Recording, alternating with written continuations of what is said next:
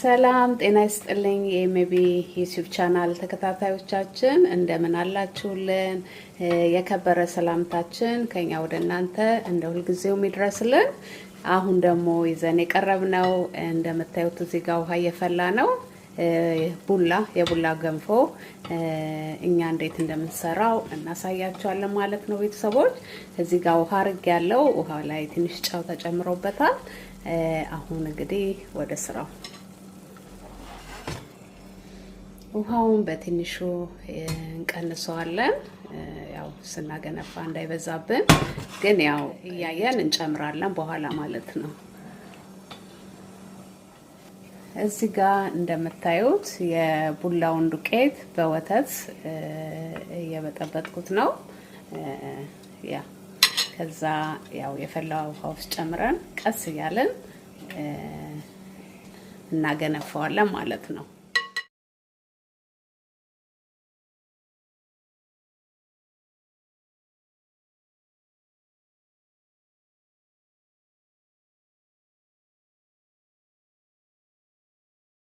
ገንፎ ወይም የቡላ ገንፎ የተገነፋ ነው ማለት ነው። እውነት ለመናገር የቡላ ገንፎ በጣም ቤስት ነው። በቃ በጣም ይጣፍጣል። እንደዚህ በወተት በጥብጠን በደንብ አርገን ከመጀመሪያው እንዳይጓጉልብን በደንብ ማሸት ስለሚፈልግ መጀመሪያ ላይ በተለይ መጀመሪያ ያለችው ሰዓት በደንብ ጉልበት ትፈልጋለች ማለት ነው።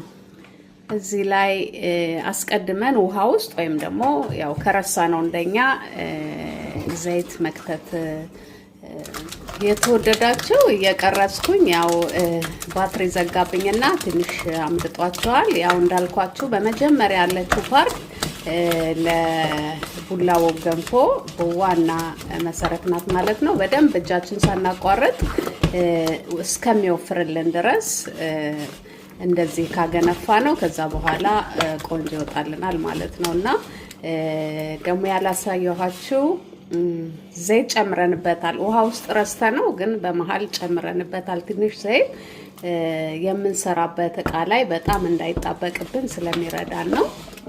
ያው እንደምታዩት ያማረ ገንፎ የሆነ ነው ማለት ነው። እንግዲህ ያው ለሁለት ነው ጉልበት ስለሚፈልግ ሁለት እጅ ፈልጓል ማለት ነውና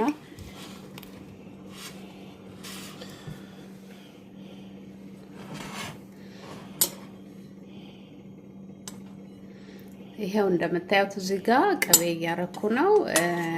ምክንያቱም ገንፎ ኦሬዲ ተገንፍቶ አልቋል።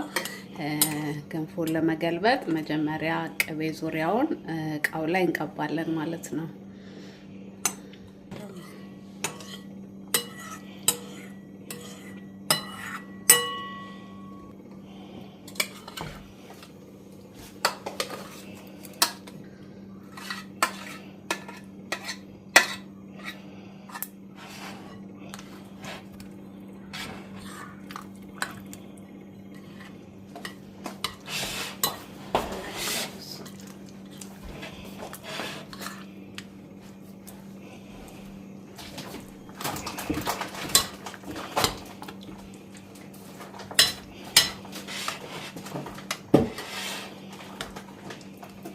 ከዛም ሚጥሚጣ ያው የምንፈልገውን ያህል እናረጋለን ማለት ነው።